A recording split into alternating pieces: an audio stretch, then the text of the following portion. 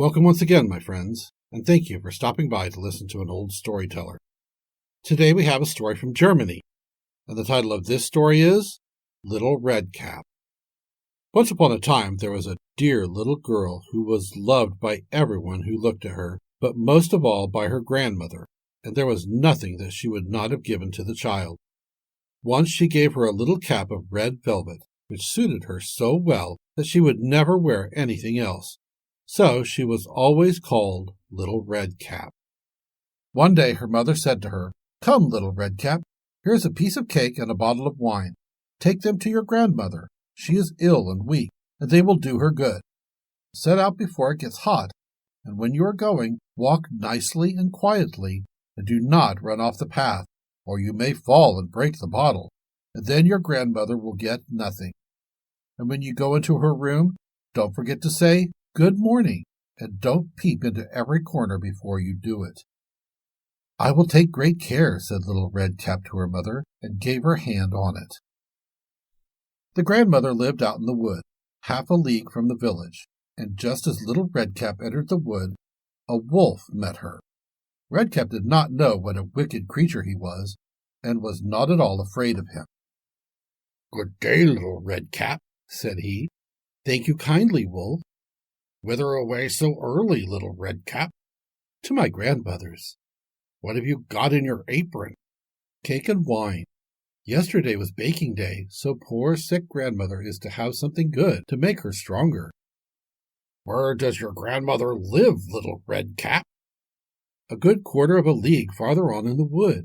Her house stands under the large 3 oaks. The nut trees are just below. You surely must know it," replied Little Red Cap. The wolf thought to himself, "What a tender young creature! What a nice plump mouthful! She will be better to eat than the old woman. I must act craftily so as to catch both." So he walked for a short time by the side of Little Red Cap, and then he said, "See, Little Red Cap, how pretty the flowers are about here. Why do you not look round? I believe, too, that you do not hear how sweetly the little birds are singing. You walk gravely along as if you were going to school, while everyone else out here in the wood is merry." Little Red Cap raised her eyes, and when she saw the sunbeams dancing here and there through the trees, and pretty flowers growing everywhere, she thought, "Suppose I take grandmother a fresh nosegay. That would please her, too. It is so early in the day that I shall still get there in good time." And so she ran from the path into the wood looking for flowers. And whenever she had picked one, she fancied that she saw a still prettier one farther on, and ran after it, and so got deeper and deeper into the wood. Meanwhile, the wolf ran straight to the grandmother's house and knocked at the door. "Who is there?" "Little Red Cap," replied the wolf. "She is bringing cake and wine. Open the door." "Lift the latch," called out the grandmother. "I am too weak and cannot get up." The wolf lifted the latch, the door flew open, and without saying a word he went straight to the grandmother's bed and devoured her. He then put on her clothes, dressed himself in her cap, laid himself in bed, and drew the curtains. Little Red Cap, however, had been running about picking flowers, and when she had gathered so many that she could carry no more, she remembered her grandmother and set out on the way to her. She was surprised to find the cottage door standing open, and when she went into the room, she had such a strange feeling that she said to herself, "Oh dear, how uneasy I feel today, and at other times I like being with grandmother so much." She called out, "Good morning," but received no answer, so she went to the bed and drew back the curtain.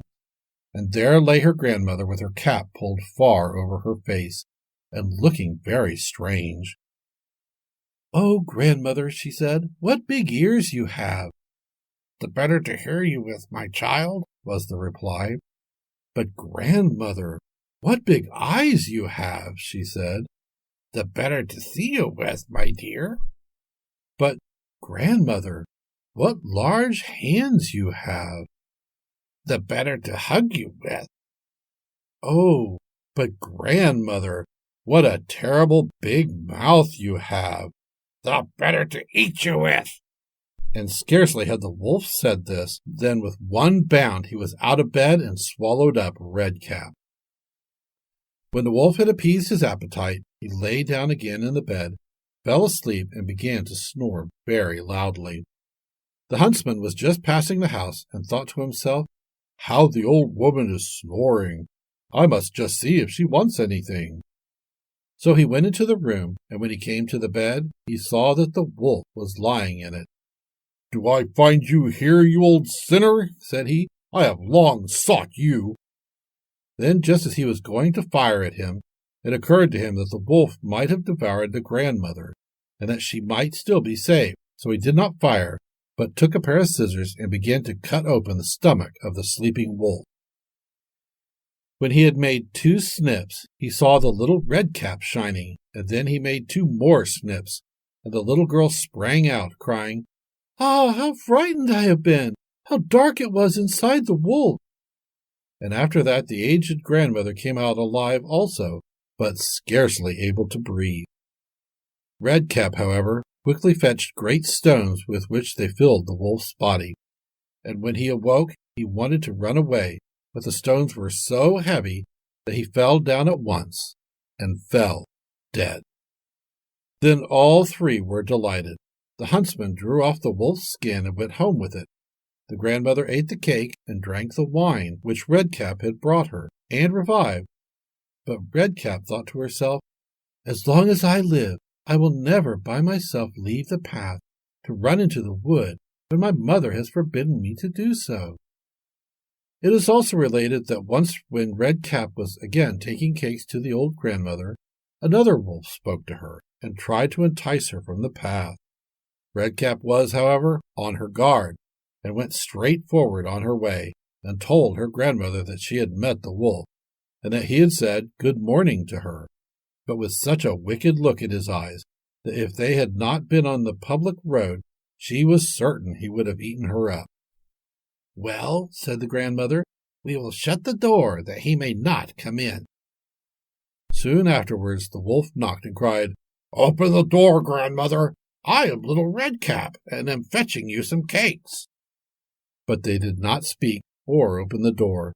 So the graybeard stole twice and 3 times round the house, and at last jumped on the roof, intending to wait until Redcap went home in the evening, and then to steal after her and devour her in the darkness.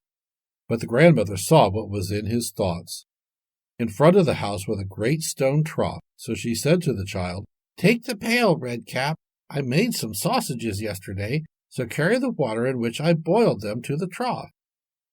Redcap carried until the great trough was quite full.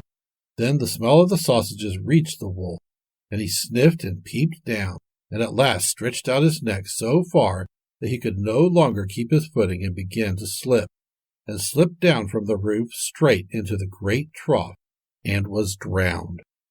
But Redcap went joyously home, and never did anything to harm anyone. Thank you once again for listening to this story. If you enjoyed this story, please press that like button. Also, please help an old storyteller out by subscribing to my channel. The next story will be posted in a few days, so until then, may your story continue to be a good one.